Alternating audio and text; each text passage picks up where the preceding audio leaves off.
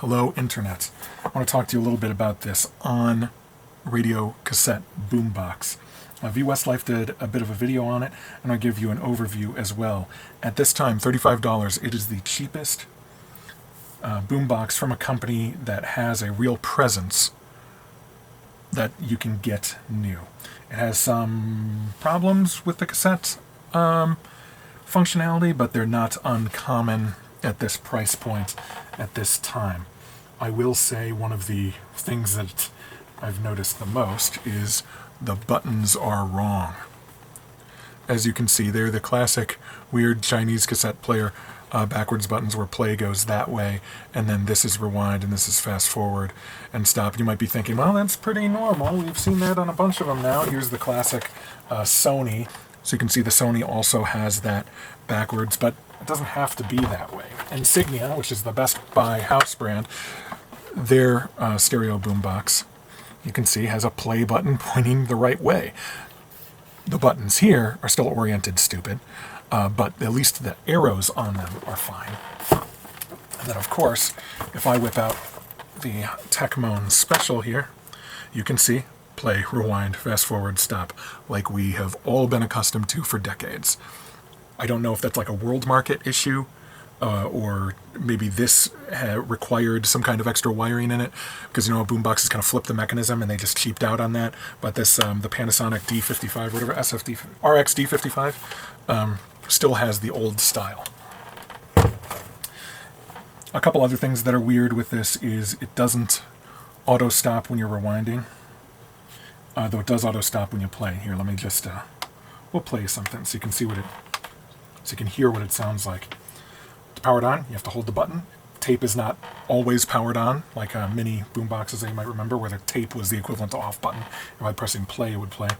And there's no analog volume. There's no button, or there's no wheel for that. So you gotta.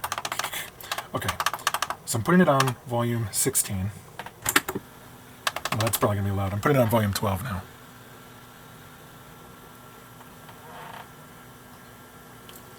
Quite a lot of hiss there. You might be thinking, well, it's a Type 1 cassette, there's no Dolby on it. But no, that's this. It's just kind of has a hiss. And I think it's got flutter.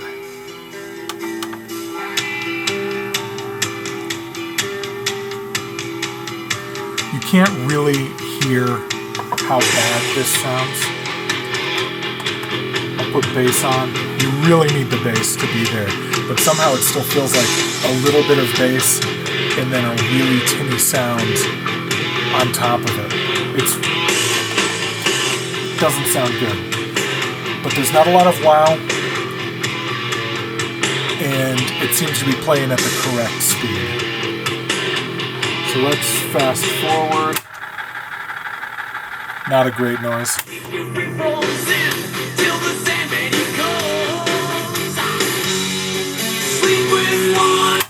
And I want to show you the rewind here, so you can see it won't auto stop. God, that's an awful noise. So it's still going. It'll in fact keep spinning, and the tape is just slipping on it, so that could damage your cassettes. Not really that big of a deal. A lot of these things didn't have auto stop back in the old days. Tapes were mostly fine. Just be close to it if you're going to use it. Let's put it on CD so you can see how that sounds with the same track.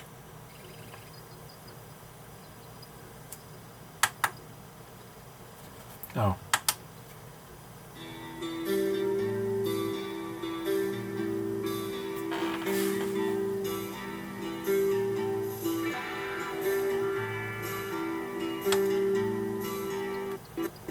You can hold skip forward to skip forward without skipping the track.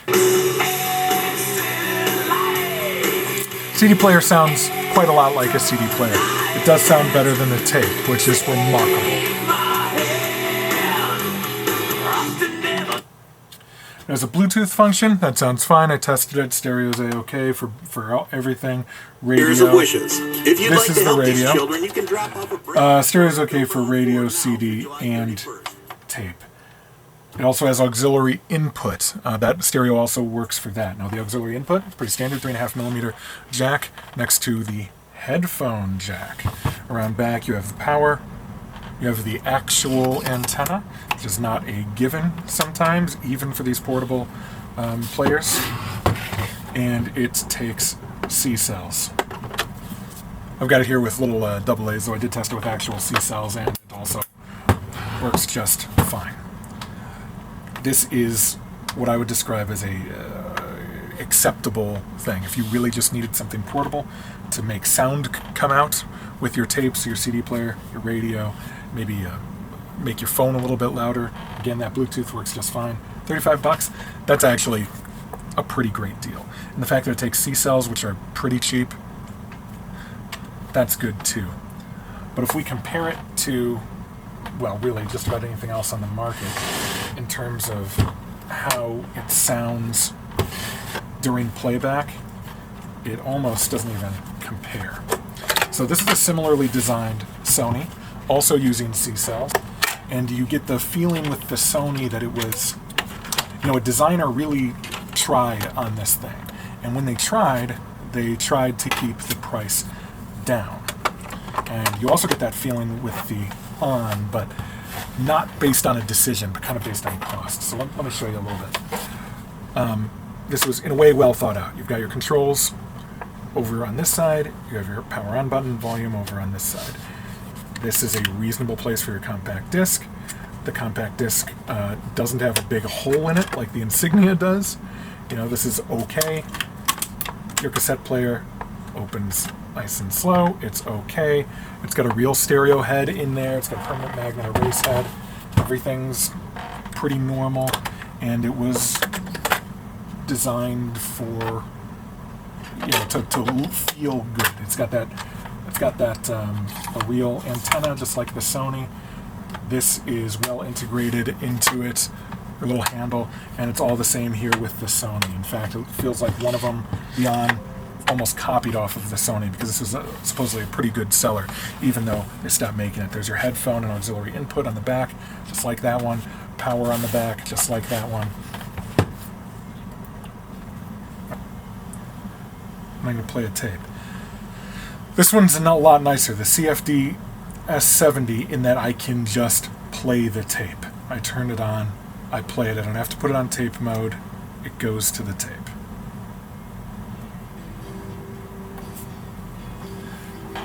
You could also hear not a tremendous amount of static on that thing. That wasn't the speakers. The speakers weren't picking up whatever they were picking up on this one. Also very tinny. In fact, even though these speakers appear to be bigger, they sound no better without the mega bass on than the ones on the On. But once you put that mega bass on, it actually sounds almost normal. It's got a much fuller sound that you would expect from mega bass. But with the On, it just sounds like it adds a thump, but the rest of it sounds the same. This one, it feels like it really does EQ it a bit higher in the low end. So that's good, just so you can see. This does not have an auto stop. And then I'll play from the CD, which I think, I don't have to change modes, I think I can just press play. And then it goes right there into the CD. So you can see here, the Sony, they thought about usability. When you're using a MP3 disc or something, you can move the folders. You get a special tuning thing here for the radio. It's pretty good in that regard.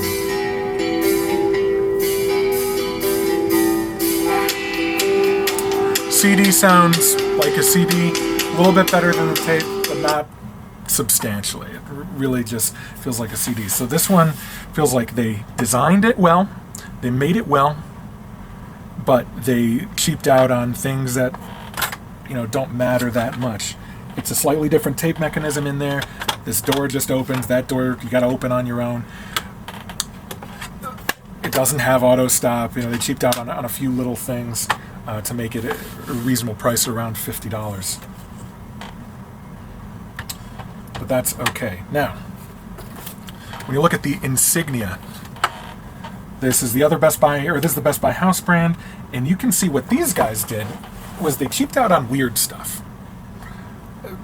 It's really, really strange. So this is a really flimsy CD door that never quite opens correctly. I don't know why.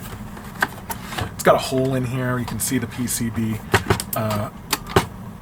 That's quite nice. Except for the part where it takes so long to open. It's nigh unusable. It's got a little springy thing in here. And it sounds quite a lot better. You know what? Let me plug this guy in. It sounds quite a lot better than our other two friends over there. And of course, the arrows are pointing the correct way. You can't just press play on this one, you do have to turn it on. Okay, so apparently last time I was using this thing, I was listening to talk radio. The reception is bad because they cheaped out on the antenna. There's no antenna. The one thing about Press play. Nope, doesn't work. I gotta change the modes. Which is what? This? Yeah, it goes to Bluetooth, CD, cassette. Here's cassette.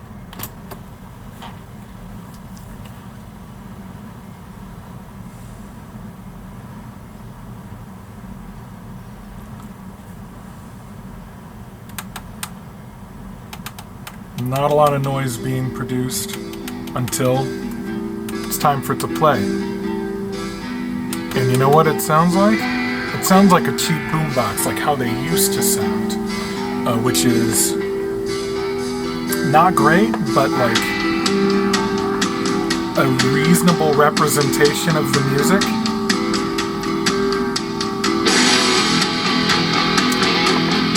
It feels like it's doing the whole thing from trebles down to the bass. This sounds a lot better. And I hope it comes across in the video. But the controls are pretty dumb. The memory function is nigh unusable. You've got your play and your skips in different areas, depending on what mode you're going to use. It's really, it's kind of a goofy thing. CD sounds a lot better.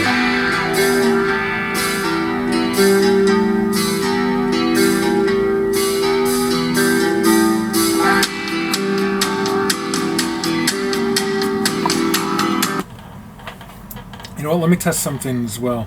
I don't use this one that often. Oh, I can't just press band? Jesus, that's annoying. I don't use this thing that often. These guys have a auto-seek function on the radio. Let's see if this one does. And it isn't throwing money. It does, but no scan function. Okay, let's turn that bad boy off. I did notice something here. This one's got a backlight. So it's kind of weird where Best Buy decided to cut corners on this model. It looks hideous, obviously. Truly a disgusting looking product. But they did make the arrows go the correct way here. The whole thing feels really cheap. The control scheme is dumb, but they put money into the... Oh yeah, you know what? Let's rewind the cassette. But they put money into the sound.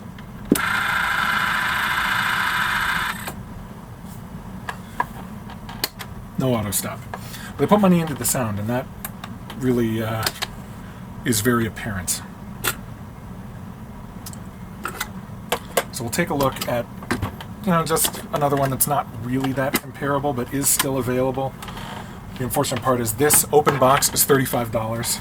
That Sony, the Sony CFD-S70 or whatever, you can still pick up for around $50, even though supposedly they're not being made anymore. And the On, you can pick up right now, delivered to your home today from Walmart for $35 brand new. Who knows what that'll be when it gets refurbished. I'm going to go ahead and compare these to the last best boombox. This is the Panasonic RX-D55. Oh no, it uses the Sony plug. So people who are around will remember, they basically all use the same exact plug here. Square on the bottom, round on top, except for Sony's, which inexplicably use, maybe I've got one. If I did, I would have been a good planner, and I'm not. The Sony's inexplicably use one that's kind of like round on both sides with a little indent in it. Let me show you. Yeah, you can see it in there. Let's see what types of batteries this thing is. Okay.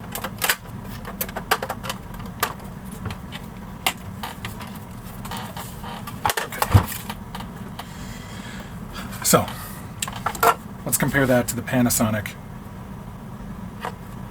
with remote. Ooh. So this is one of them where tape is off. So you can just put in a tape. Oh, I already took tape out. So you can just put in a tape.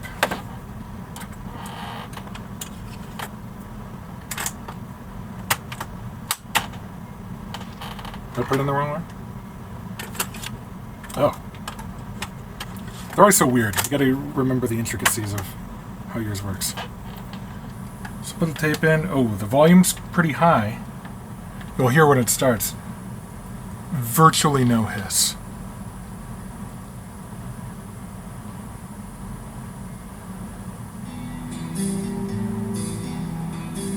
And that sounds pretty good. That sounds like what the song Gosh Darn sounds like.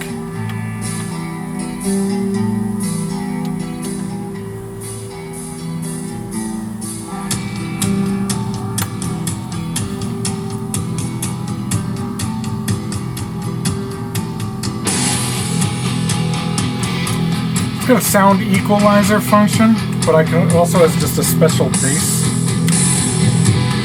Ooh.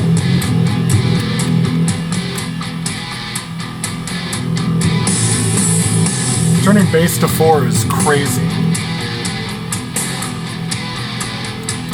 There's a button that says remaster. I don't know what that does. Let's try sound virtualizer. Oh.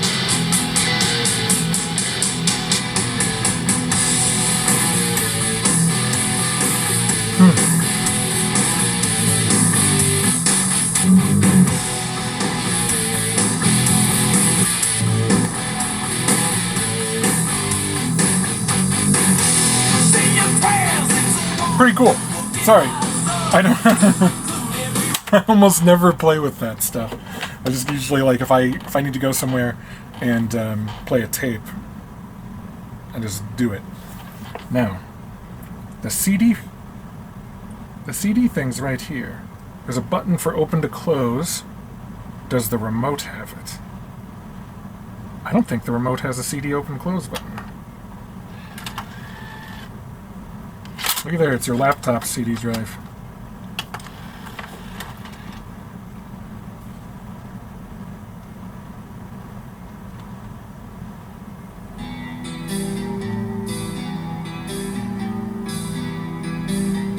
And that sounds like a CD. So, you know, it is what it is. So, I think, I could be wrong, but I think these are the major manufacturer stereo boomboxes with a cassette deck that are being made right now. You can find Sharp, I think, the big boys, the mini systems. I think Sharp still makes a mini system. And you can find a bunch of stuff from companies that really don't have any presence in stores, who don't really have to deal with making a quality product and dealing with returns and things like that. I started to ramble a bit in my video, and it's just, I'm not going to bother doing that. So I'm going to basically give you a buying guide at this point. If you want the best sound quality in your portable cassette stereo boombox, there is no doubt about it. You've got to get that RX-D55. This is the best. It is so good that even if you think that you can just barely rationalize $100 or something like that, you got to get this thing. If you think that you're going to be spending a lot of your time with your boombox playing music from your phone, though, then this actually probably won't work for you, and neither will the Sony.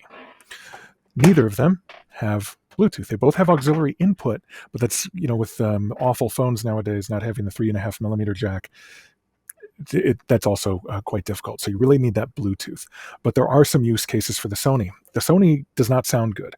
It sounds okay with the Megabass, but it's not a great sounding product. It is well designed, and it says Sony on it, and it's pretty compact. I think the major use case for this Sony is if you have a tabletop radio at home or something like that where you're going to be fiddling with it a little bit.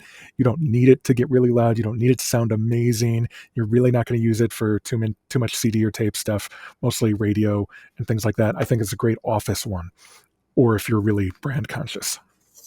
So I think for most people who will occasionally be using their phone to produce the music, you only have two options from the major players here. You have the On from Walmart and the Insignia from Best Buy. And the Insignia, as we've talked about, it is absolutely hideous. This is really truly ugly, and it feels cheap. The design is stupid. You're going to hate using this thing. But if what matters to you is the ability to play relatively good sounding music, using your phone, potentially using the radio, potentially on tape, potentially on cassette. You want a Swiss Army knife with decent sound, not amazing sound, but decent sound, nothing's going to embarrass you. You're pretty much stuck with this here Insignia. Open box, $35, so it's the same price as the On. But if that doesn't matter to you, if that sound quality is really just more like you just want it to produce noise and have it be listenable without you wanting to die, then the On works. It's compact. It's smaller than all the other ones, including the Sony. It's relatively well designed. You understand how this thing basically works. It has a real antenna. Very nice. But the sound is, again, crap. Even with the bass feature on, it really just sounds like a tinny unit with a little bit of bass in it. And I think the cassette player had a lot of flutter. Again, this is not that big of a deal. If you're getting hammered out in the backyard listening to a shitty pop music while looking at a fire, you're not going to care about the flutter. You're not going to care. You really just want it to be able to produce that music. Or if it's something for occasional use, dude, $35 brand new with a warranty, you can't beat it. I actually do recommend this for most people. It will produce music from your phone, louder than your phone. It will play CDs. It will play tapes poorly, but not unlistenably poorly. And then for $35, geez, a little guy like this, throw it in your suitcase. You can do whatever you want with this thing. I think this is a good product. So, to review, if you just need something that produces noise, but also plays CDs, also plays radio, also plays cassettes, also uses Bluetooth, get the On. If you want higher quality sound with all those, get the Insignia. If you want something that actually sounds good to listen to, get the Panasonic. If it's something that you're going to be fiddling with a lot and you don't need it to go too loud or anything, get the Sony. There you go.